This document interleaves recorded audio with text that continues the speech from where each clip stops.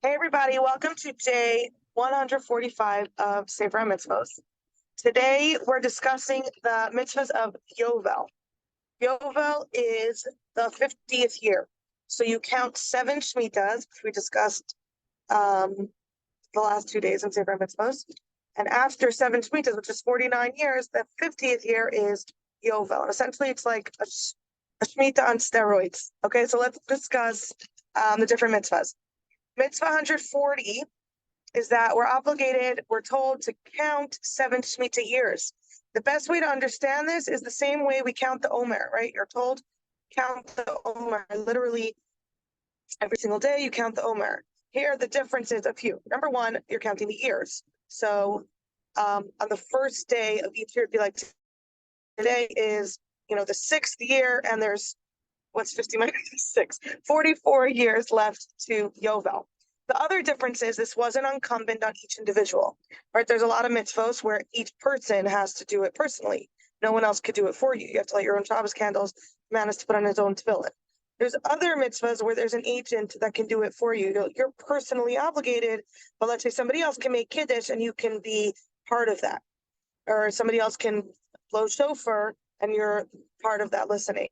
There are other mitzvahs where there's kind of a communal person, whether it's the high priest, the Kohen Gadol, or the king, or in this case, the Beth Din. By them doing it, they're kind of representing the Jewish people. So individuals didn't count the Yovel every year, but the Beth Din, the high court, the Beis Din, would count the Yovel. This is the mitzvah that they would do on behalf of the Jewish people. The other difference is it's a discussion because, as we know, with the Omer, it's really important to not forget a day. But if you forget a day in counting, it kind of messes up your process. Whereas here, it's not the same. I'm assuming they didn't forget it because that would have been pretty crazy. But in terms of halachic differences, that's one of them.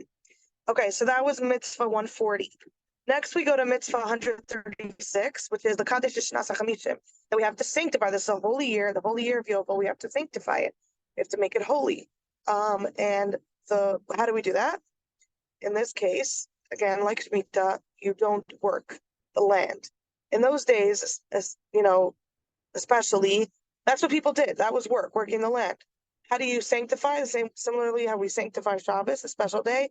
We sanctify the special days of the holidays. We don't work. So the year of Yovel, it's a holy year. You don't work.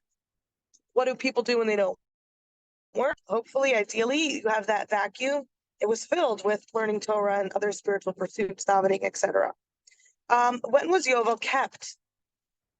So it's a fascinating thing, especially because in terms of really knowing what happened, it hasn't happened since the times of the first Beis Hamikdash. Why? Because one of the qualifications for Yovel to be a commandment is that all the tribes are living in Israel in their, appropriate places, etc. Second Beis Hamikdash, we had some kind of autonomy during certain times, but this wasn't the case. It was less Jewish settling. This is of Yovel, maybe for mitzvahs because 600 years. So it's a very interesting fact. Okay. Whatever was forbidden in Shemitah is forbidden in Yovel. There's other things as well, but automatically, whatever we don't do in Shemitah, we don't do in Yovel. Okay, next mitzvah is 137, and here we go into the things that are not Shemitah, but even in addition to. That is a very interesting one that I never knew before, so it's always fun to learn something new. On the year of Yovel, they would blow the shofar on the holy day of Yom Kippur.